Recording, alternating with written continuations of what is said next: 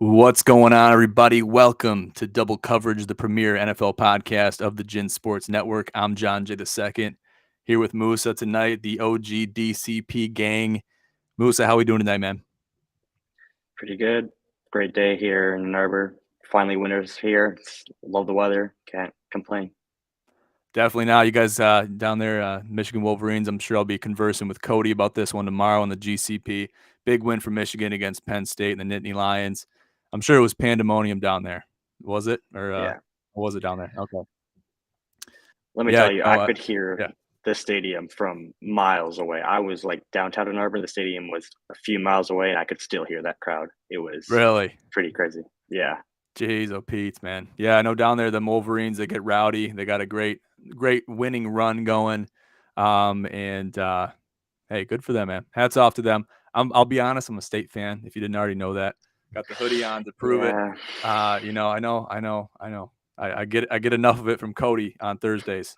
But it is what it is, and I'm looking forward to the 29th because that's when the two teams go head to head. And let me just Can't wait say, for that game. I'm excited. It's hey, I know Harbaugh has been waiting to get a win against old Mel, so we'll see if that happens or not. Only time will tell. But I just yeah, can't I'm really excited. What's that? can't wait for them to make you look like Hawaii put 60 on you guys. Okay, all right, Musa, take it easy. Might have to have you on Thursdays to talk some smack. And the only thing I'd be getting outnumbered with you and Cody over there, being the Michigan Wolverines over there. But that's okay. Let's dive right into it, though. We got a lot of NFL stuff to talk about, a lot of news, a lot of scores that have basically been running over the news waves, and they've been taking the world by storm. And a lot of these scores are based on unsung heroes, teams that we did not expect to beat other teams. And it just kind of goes to show the league is changing before our eyes, and we have to live with that. And it's making it very difficult for the bettors, the handicappers. So it's changing every single day, every single week, and we'll have to see how that pans out going deeper into the season. First thing I want to talk about, though, I want to talk about the Cowboys and the Eagles game. Obviously, Dak is just broken in the news waves that Dak has been cleared to play. How does this change the Cowboys offense? Do you think that, obviously with Cooper Rush incurring his first loss, this is going to be, a big moment for Dak to come back and kind of revive the spirits within the team dynamic. How does Dak coming back, how does him getting cleared change the mentality in Dallas? So yeah, I mean, Cooper Rush has been playing amazing football so far, and he was undefeated, so which made it kind of tricky. I think now that he has taken that first loss, people might be more willing to let Dak come back and take over. Only time will tell. Although one loss doesn't define a quarterback, so we'll see how the locker room reacts to Dak coming back, and hopefully he can start off hot and get back into it right away. He might need to adapt for a game or two, but luckily they're only playing the Bears this coming week, so they shouldn't have too much of a problem beating them. Yeah, and I think that's I mean, they got the Lions coming up, so I mean that should be an automatic win there for Dak, and most of the other offensive personnel are healthy. So you got Zeke that's healthy, among others that are in good shape. So you should be fine there. This loss against the Eagles, obviously a big rivalry game. They got it done in Philly, and I got to take my hats off to the Dallas Cowboys a little bit because they had a fighting spirit there towards the end. They never gave up. It just got to the point where it was too little, too late. And once you kind of paint that narrative and you're fighting from behind, you need everything to go your way. And it was just it just wasn't enough there towards the end. So I got to give credit to the Cowboys for fighting. Tough environment there in Philly, very hostile environment. If you're a Dallas fan and Dallas player, but I got to give my kudos where I have room to, and that's definitely where I want to put them. So hats off to the Eagles staying undefeated at home, and they're going into a bye week, so they're feeling really good. So in that same vein, let's talk about more quarterbacks. So let's talk about Russell Wilson. They lost to the Chargers again, not the Chargers specifically, but they lost again in prime time. Absolutely terrible game, hard game to watch. another, wasted 3 hours or whatever thereafter, 3.5, 4 hours, whatever it is. The time kind of gets away from you over a while, and you start to do other things. Your mind starts to wander, and just another one of those games, man. In both of these teams, I mean, they don't look like NFL teams. I'll just say it how it is. Tell me what's going on in Denver. What's happening with Russell Wilson? Is it time to give up on the Broncos? What do you got? As you might know, I definitely support the Broncos. So if you didn't, now you do. It is Okay. painful to watch. They have such an amazing defense. That defense all night was giving Russ the chances to score, getting picks, stopping the Chargers. And it's just painful. Not only is it the offense, you can see in special teams in overtime, they fumbled in overtime. You can't run into your own player when they're on a punt and give the Chargers that field position to score the field goal and win the game in overtime. So I think we really need to look at Nathaniel Hackett. What is he doing and why is it not working? I'm not giving up on Russ yet. I think a lot of it has to do with coaching, and I think that falls on Nathaniel Hackett. And as it's going, I think he won't be here by the end of the season, and I can't blame them for moving on from him. I think when a coach isn't suitable for the job.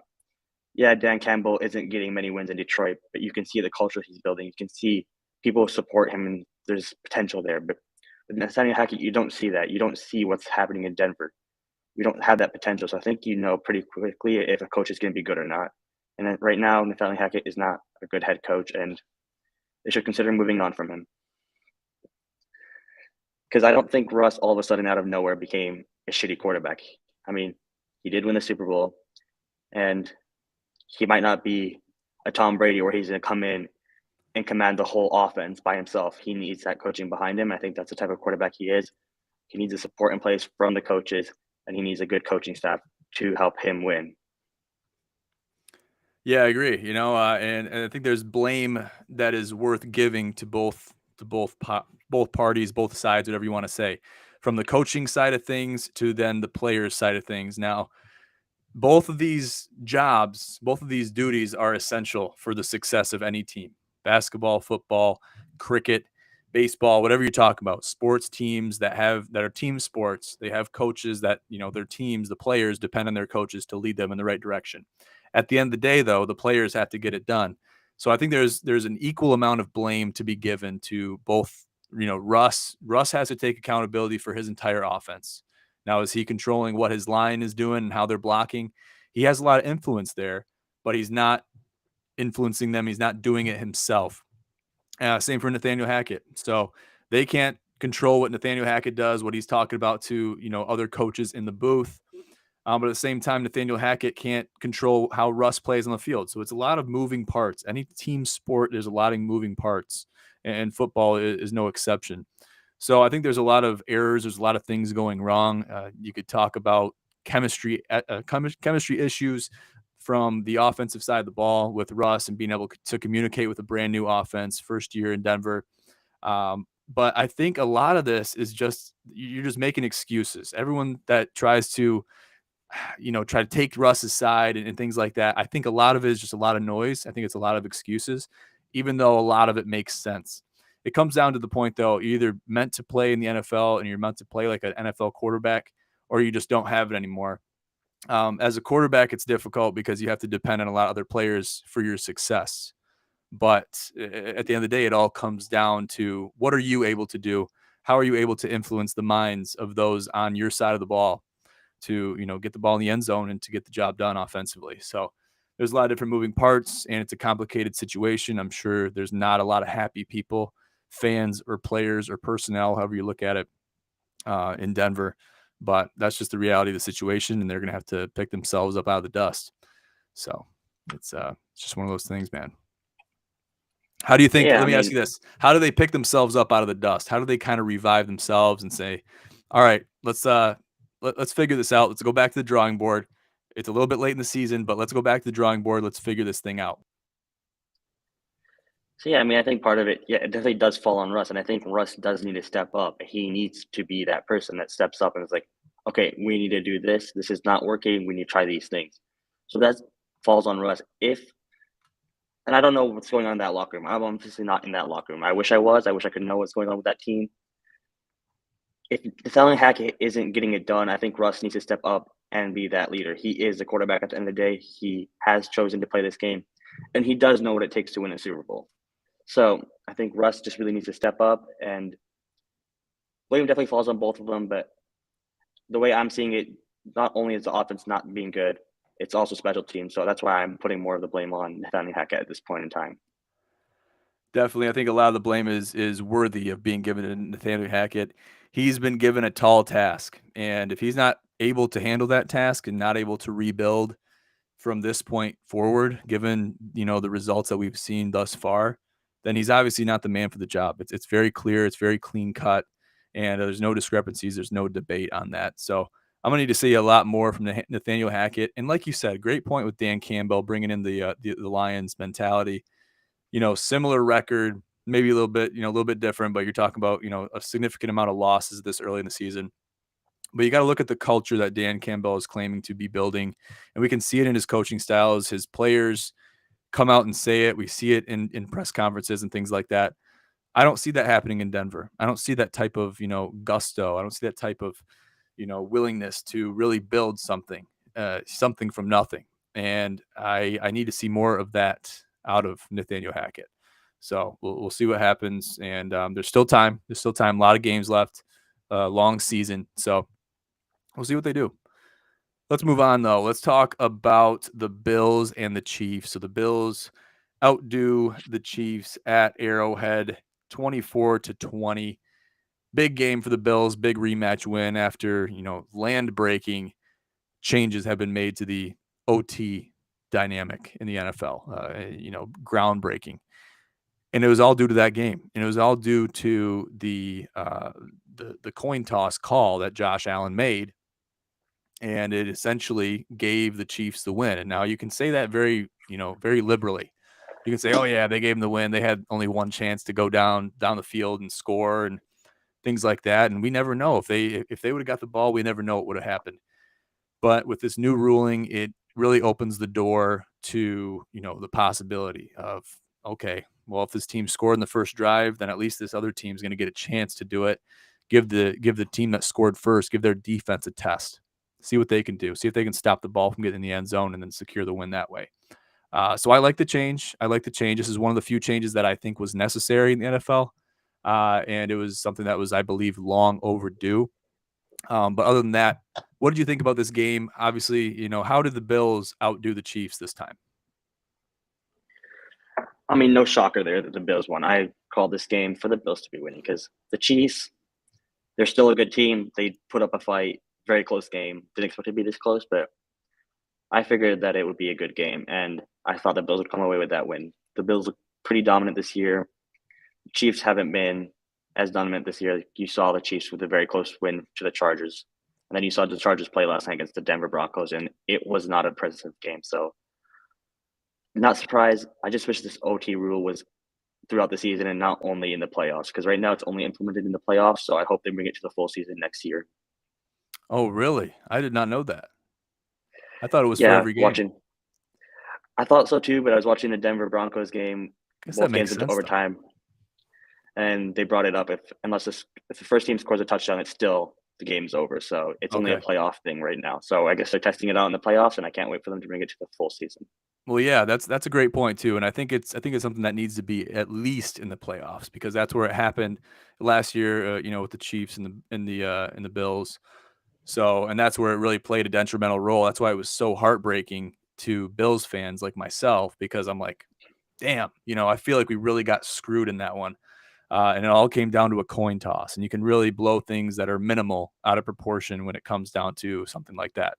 So, obviously, I had my panties in a bunch, as they say, and about that. And I think a lot of people shared my feeling for that because it seemed like an injustice. We needed a chance. They were going back and forth down the field. Both offenses were playing.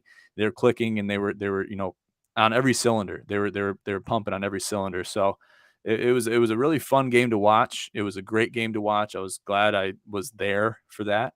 And I think that we're moving in the right direction as far as rulings go. So That's good. As long as it's all only in the playoffs right now, I think that's moving in the right direction. But like you said, I think the closer that we get to a full season, regular season ruling for OT, I think we'll be in even better shape. So let's look forward to it. Let's move on. Let's talk about the Packers getting smoked by the Jets.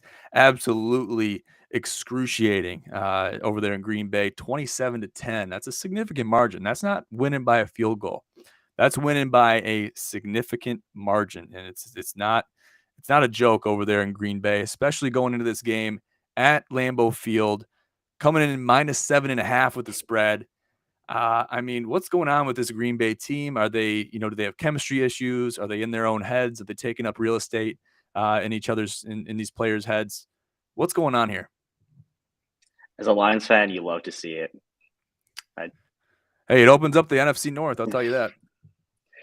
I mean, I know last week we were talking about who do you have for winning the NFC North, and I said the Packers would win it, and you were saying the Vikings. So right now, it's really looking like the Vikings. I don't think the Packers are going to win it, so I'm going to change that from my own prediction from last week, and I was wrong there.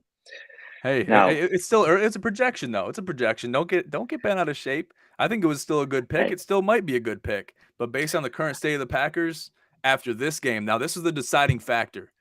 The Giants game, that could have been a fluke. That could have easily been a fluke. This Jets game confirms it. Losing to both New York teams 2 weeks in a row. I mean, hey, come on now. I don't know what they're doing down in New York, what information they're sharing about these Packers, but pass it on to the Lions. They might have like their secret playbook or something. They're like, oh yeah, we got their kryptonite. We got these guys all figured out. We're gonna get it done. But I don't know, man. I think this comes down to, and I always put the blame on the quarterbacks because they get a lot of the limelight, they get a lot of the the show, and they get a lot of the praise when games are won. Especially on the offensive side of the ball. The quarterback, even defensively, I look at the quarterback as just a notch below the head coach.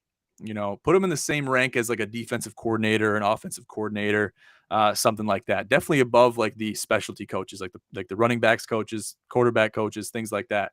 Because I think that they have such a heavy load to carry as far as being the leader of the team, being able to command the offense, being able to have control of the defense, be close with your middle linebackers because they're going to be holding the rope for your defense. And I think a lot of this comes down to Aaron Rodgers. It's sentiment. It comes down to mentality. There's certain things that have shifted in Green Bay that I think are beyond Aaron Rodgers' power that I think he's trying to at the moment get hold of.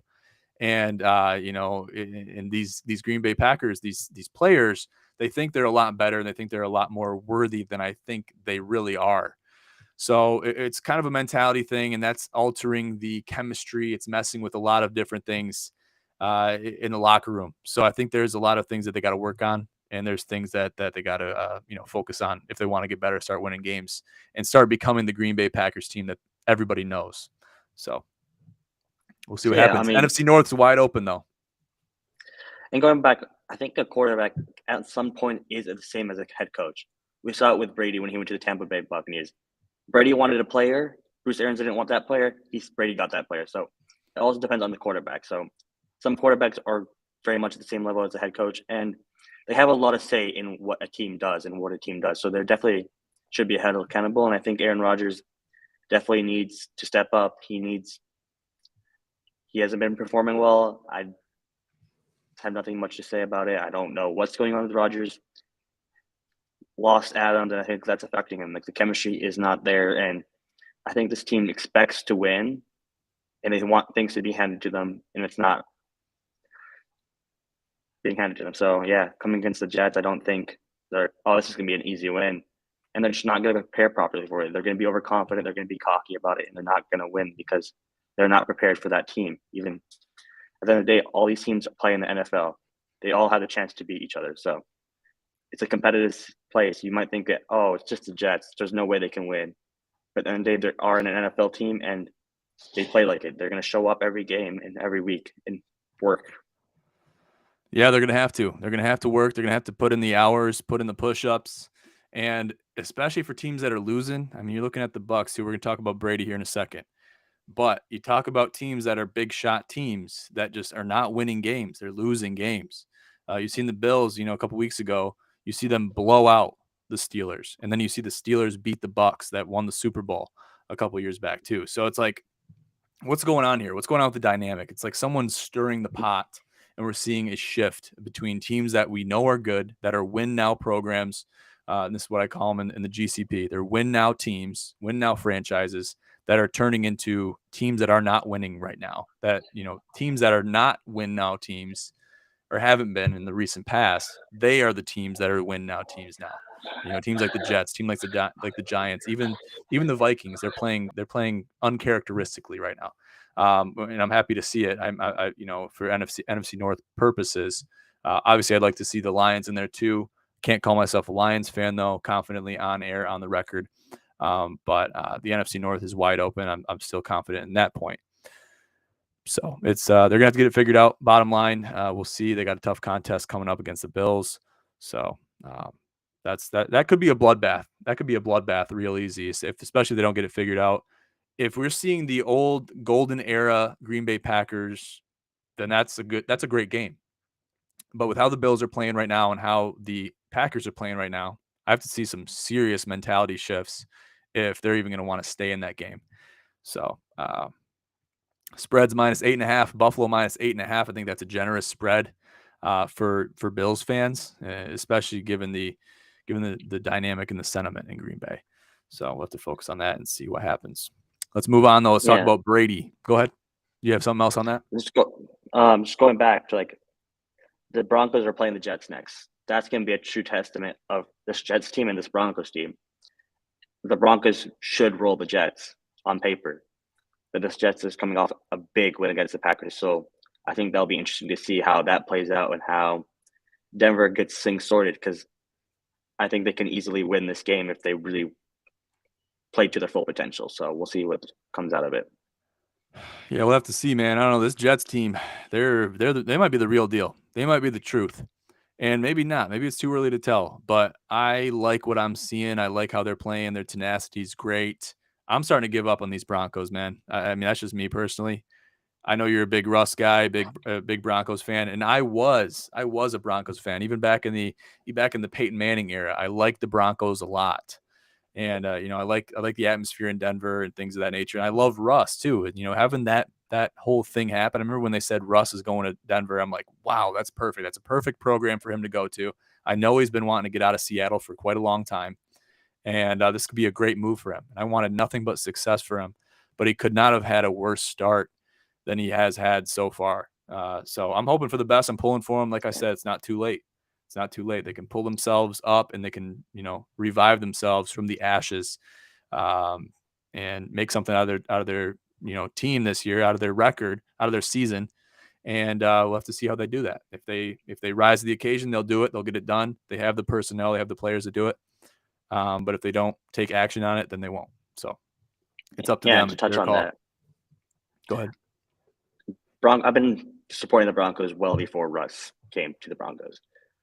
I know some players that are on that team, and talking from those players on those teams, like you said, there's not that culture there. They don't have that culture. It's like they just seem all frustrated. Like, what is going on with this team? Like, they don't know what's going on. And I think if you were talking to a Lions player, they'd be like, you can definitely see that culture there. And I'm not seeing that from the Denver Broncos, and I'm not seeing it from the players I've talked to that play for the Broncos. So they're also kind of in shock about this team and what's going on.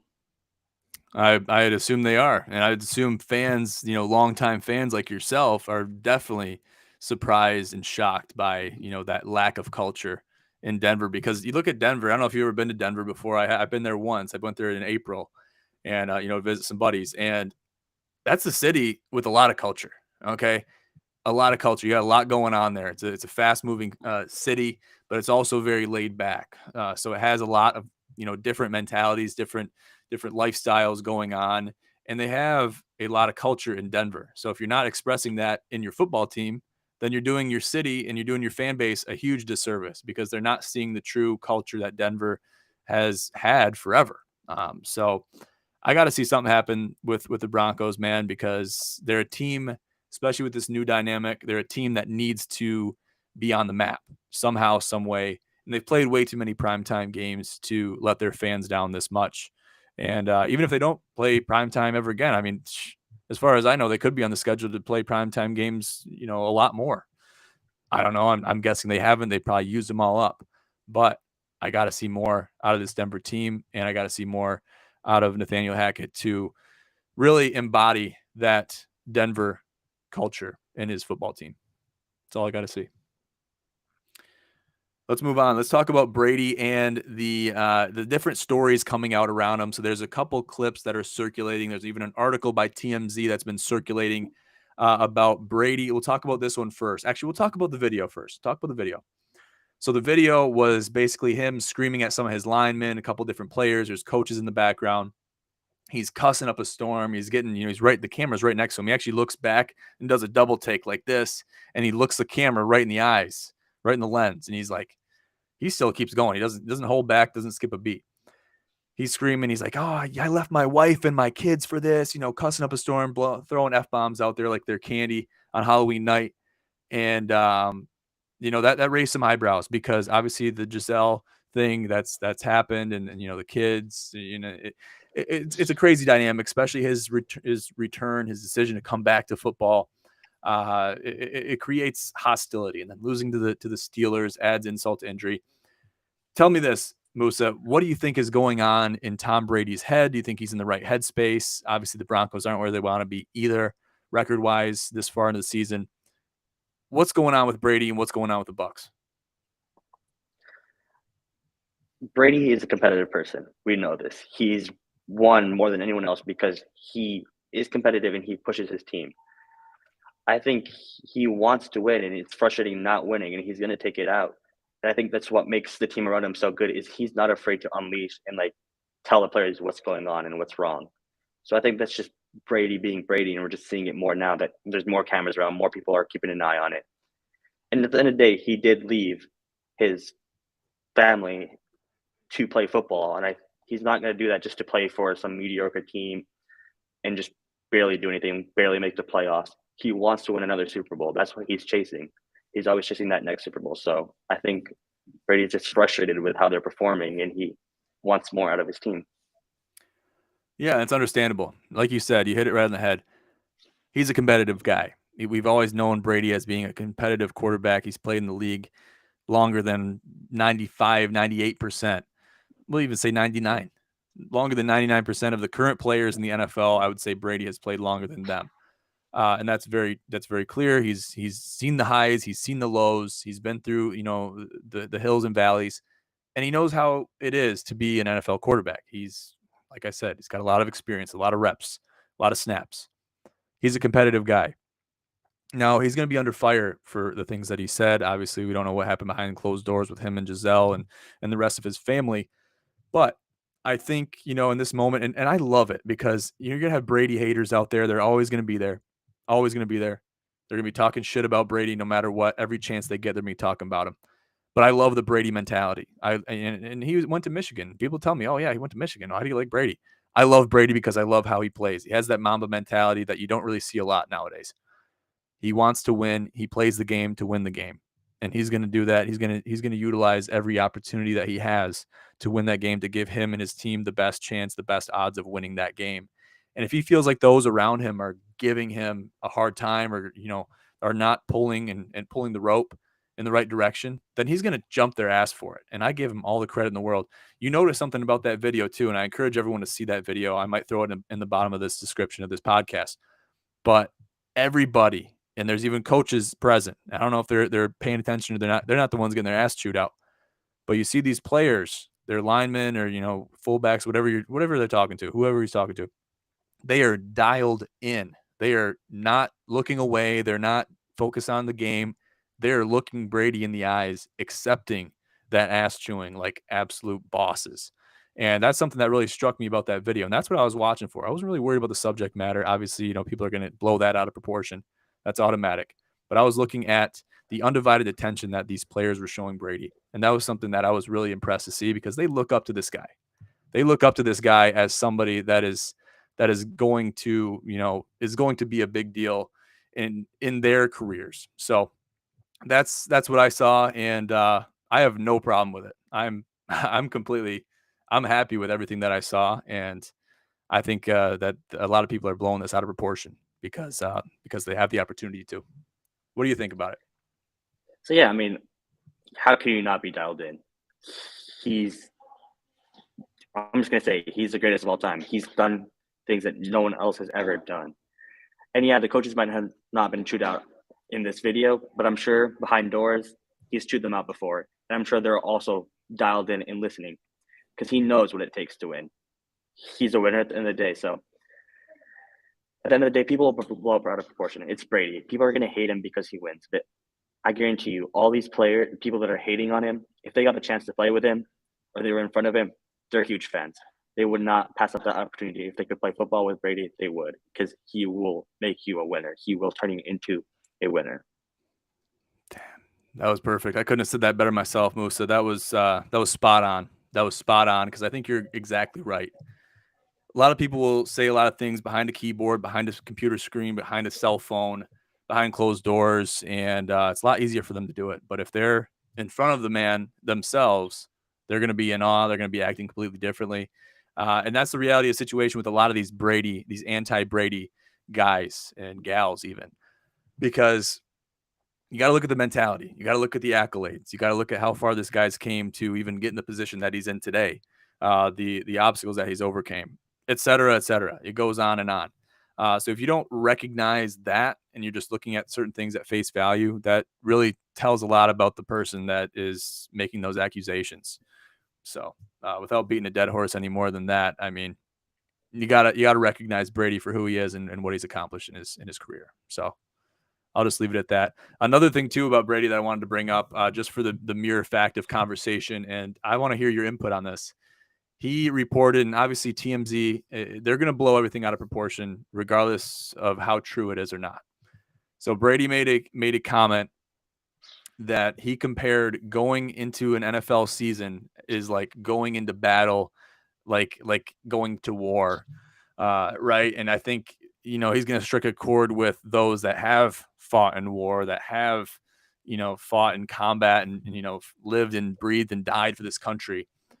And he's going to get some backlash from those people. Whether this comment is true or not, obviously no one's going to have him on the record saying it for obvious reasons. And TMZ likes to kind of twist things a little bit for the grab value. But let's just assume that this was true. What do you think about this comment made by Brady saying that going into an NFL season is like going into battle, going into war? What do you have to say about that? So I think it's definitely been blown out of proportion. I don't think Brady is comparing playing football at all to going to war, serving our country, and dying for our country. But playing football in the NFL, you make a lot of sacrifices. You're not spending a lot of time with your family. It's football, travel, football, travel, football, travel the whole season. So I think in the sense of he's not going to be able to spend time with his family. He's not able to be there for his family. It's what he's kind of going for there. I don't know what he said exactly. We don't know, but I think that's kind of where he was kind of trying to say is like you make a lot of sacrifices playing football in the NFL, and veterans and people that are playing in the military make even more sacrifices. And I don't think he's trying to say that he makes the same amount of sacrifices as those people. I think he's saying it is a war zone out there in the NFL. It is a competitive place, and you're putting your body on the line, you're putting your health on the line, and you're putting your family on the line because your family can't be with you. That's all I have to really say about that. I think it's just blown out of proportion, and he was just trying to say he makes a lot of sacrifices to play football, and every NFL player does. That's exactly right. There's no doubt there is a lot of sacrifices required from any athlete that plays a professional sport. You're going to have to take sacrifices. You're going to have to take some time off away from maybe the people that you care about and love the most. And it'll take a toll on some of those relationships. And that's the choice that a lot of these athletes, all these athletes make, for our enjoyment. So we got to be happy about that. And we got to give them credit for the sacrifices they do make. The football field, the gridiron, is a battlefield. And I hope to see it as a battlefield for years to come. With some of these rules, things, and all the CTE regulations, it's starting to move away from that a little bit. But I think if we can keep it as much of a battlefield as possible while keeping it safe, keeping these athletes safe, I think it's going to keep that enjoyment value there for these diehard football fans like myself, like you, and amongst others that are in the GSN group. So we're just hoping for that. And another thing too, don't let these tabloids and these news articles get to you, because they're going to tell you things that are not true. They're going to blow things out of proportion. Do your own research, do your own due diligence, and don't take anything that you hear online, on TV, on YouTube. Don't take it for face value, because usually there's a lot more to it. At the end Okay, of the day, they get paid for clicks, so they want you to that's right. click, and them making a big deal out of something is going to get you to click. It's going to make them more money. That's how they make their money. So Exactly. if someone Exactly. makes They're some money paid for for it. something, don't trust them right away. You need to do your own research. Amen to that. Amen to that. Let's look forward to the upcoming week, the big games that we have to focus on. So just looking forward. Uh, it's a little bit dicey for some of these teams. So I misspoke. The Packers will play the Bills in 2 weeks. They play the Commanders this week. That's a win. They should get them back on the horse. Looking at the Lions and Cowboys, obviously the Thanksgiving bandits, the ones that play on Thanksgiving every single year. And people have tried to change that rule. I hope they never are able to change that rule. It's a Thanksgiving tradition, seeing the Cowboys and the Lions play another team. Another team always kind of gets invited to them because they play independently. They don't play each other. We got the Lions and Cowboys this weekend in Dallas at AT&T. And then you got Browns, Ravens, another great game. Seahawks, Chargers, barn burner game. Chiefs, 49ers. That's going to be a good game. The banged up Dolphins playing against the Steelers. That's going to be a good game. And then you got the Bears and Patriots. So out of those games, Musa, what are you looking forward to? What game are you looking the most forward to this coming week? I hate to say it, but I'm looking forward to that Denver Broncos New York Jets game. I Oh, want to see the yeah. I want to see the Broncos perform. I want to see them bounce back. They've I would had love to some see close that. games this year. Correct me if I'm wrong, but they've narrowly beat the 49ers, and the 49ers are a decent team. So on paper, the Jets aren't a great team, and it should be a win for those Broncos. So I hope they can really take advantage of that and really get this win this weekend. So The Broncos did beat the 49ers 11-10. And I remember that game vividly because it was such a low scoring game. And that was another narrow game, 16-17, 1 point game against the Seahawks, and it's just like, whew, you got to take a breath a little bit, especially if you're a Broncos fan. Take a breath and just kind of accept what's going on. You're going to have growing pains, new personnel, new players, new quarterbacks, new dynamics. You're going to have growing pains. If you can survive through that and still be a fan, then I commend you to a T. And I will be very happy for you once they do come around. You'll be even more happy too that you stuck around. So it's just one of those things where I want to see the Broncos do well. I want to see them do well. I said I'm starting to give up on them. I haven't gave up on them yet. I really want to see them do well, put some points on the board, score more than 12, 13 points, please. That's all I need to see. These offensive, these players on these offenses, on especially the Broncos team, they have the players to get the job done. They have the players to really do some damage offensively. They haven't been utilized, and something's just not clicking. So I'd love to see them beat the Jets, especially after they just beat the Packers. And that'd be a big win for them to get back on the horse as well. So looking forward to that one. Good deal. uh, Yeah. What game am I looking forward to the most? That's the question. Just looking at this slate here, man, I'm kind of cringing a little bit. And it's just one of those things that you just have games that you're confident in, and you have games that you're kind of, you're worried about investing a good amount of time into, because it could be one of those games where you're just getting into the clutches of, a prime Thursday night football game or something like that. So I am looking forward to watching the Chiefs and 49ers. I think that's going to be a great game. That was a divisional game last year in the playoffs. Jimmy G, we thought he was leaving the 49ers. They got knocked out. So I'm looking forward to that game. I think it's going to be a battle. And the 49ers, they've been shaky, but I think they have what it takes to give the Chiefs a real test. So yeah, playing in San I'm also Fran's going going to to be a good one. say the Lions game. For you, those who don't know, at heart, the one team I want to win the Super Bowl every year is the Lions. I'm first a Lions fan. That's number one right there. Then it goes to the Rams because my boy Stafford plays for the Rams, and then the Broncos. So those are the teams I support in order. I Wow. I Lions give you credit, bro. That's awesome.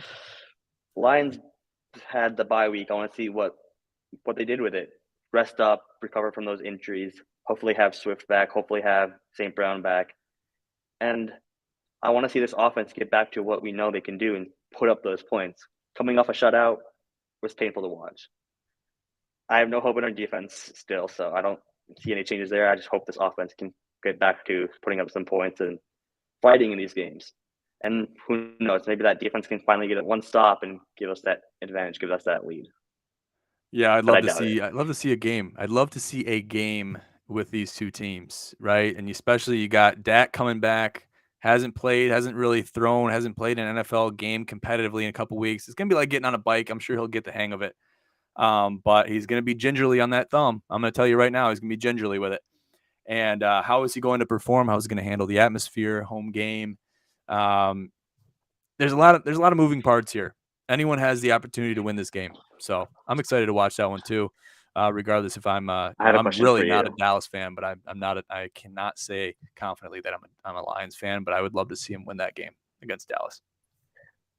How do you think the mentality the Lions have, like on a bite kneecap up, affects Dak? Because obviously this defense hasn't played well, but the defense they're trying to build is a scary defense, a scary mindset. So they're an aggressive team. And do you think one or two good hits on Dak, he will be a little more scared to play this game and like kind of worried about injury?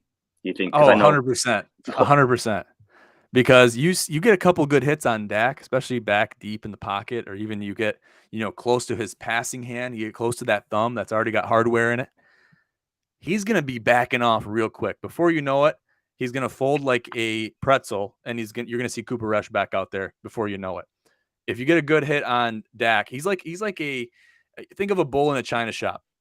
Dak is like one of the china plates hanging up on the top of one of those big dresser things. He is a very fragile human being. He needs to be protected he should go out there with bubble wrap because he cannot take a hit like a lot of these quarterbacks can, and I think he lacks a lot of athleticism, man. I really do. And he's got to be bracing himself for the hit. Obviously, to the thumb is a little bit less um, severe than the head or anything on the body or a leg, right? So that's what really takes a long time to heal is the leg injuries. And he's seen those. He's had those before too. So he knows what it's like to get injured. He's been injured more times than any of us can count. And you get a couple good hits on him, there is no doubt. If he's not already injured, he's going to be cautious about what he does, about stepping back into the pocket, about rolling out. And I'm not wishing on anybody to get injured here. I'm just talking about facts. I'm talking about the history of Dak Prescott in the NFL. What does his track record look like? And we have what we have to work with. So to your point, yes, I do agree. You get a couple good hits on him, you get back there in the backfield, get a couple good hits on Dak. There's no doubt he's going to be playing cautious. Yeah, and I think at the end of the day, a lot of injuries, the biggest issue you have after them, it's a mental thing. Once you're injured, you're going to be thinking about that injury. You're going to be thinking about what happens if I get hit this way and I follow my thumb this way. It's going to be in the back of his head playing. So after one hit, I think he'll start thinking about that. What about risking all these injuries? And I think that's the biggest thing you need to overcome after injuries, the mentality of being scared, being worried about injuries. So I think that separates a great player from a average player coming back from injuries and being able to move on mentally from that. Yes, sir. Yes, sir. You said it perfect again. And we'll be seeing a lot of that. Like I said, this weekend with this Dallas Detroit game, there's going to be a lot of moving parts. There's going to be a lot of different aspects, different variables that might not meet the eye initially, but they will come into play. They will come to fruition once that kickoff is made. So we're looking forward to that one. I'll be watching that one, glued to it very closely. It should be a good battle for both teams to have an opportunity to get back on the horse. There's going to be a lot of opportunities like that this weekend. Look for teams to hop back on the saddle and say, all right, we got to dust ourselves off, took it on the nose last week. Let's get our asses back on the horse and, let's ride into the sunset with this team and let's get some dubs. So I'm looking to see that, from a lot of these teams that we mentioned here tonight. So looking forward to it, man. Looking forward to it. Got a lot of games coming up this weekend, and we're excited. So I'll leave it at that, guys. Make sure to follow us on Twitter at Gin Pros. Follow us on IG at Gin Promotions and at Gin Sports Network. Go to our website for all of our content, IG posts, articles, images, etc. GinSportsNetwork.com, and be sure to follow the podcast wherever you find your podcasts, Apple Podcasts, Spotify, Google Podcasts. It's available everywhere, guys. So I want to thank everybody for tuning in to this edition of Double Coverage, the premier NFL podcast of the Gin Sports Network. I'm your host, John J. II with Musa.